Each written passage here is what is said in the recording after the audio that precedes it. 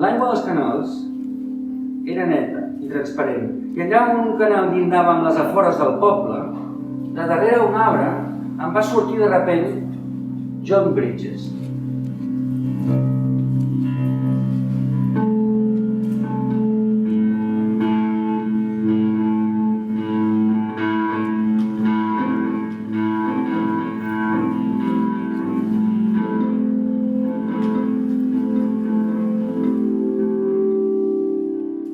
John Bridges sortia a navegar en solitari els dies de tramuntana més forta amb un patí català.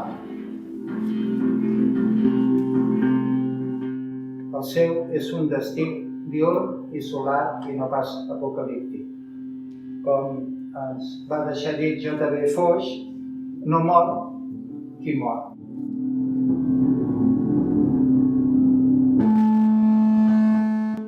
No hi ha peixos, no hi ha res.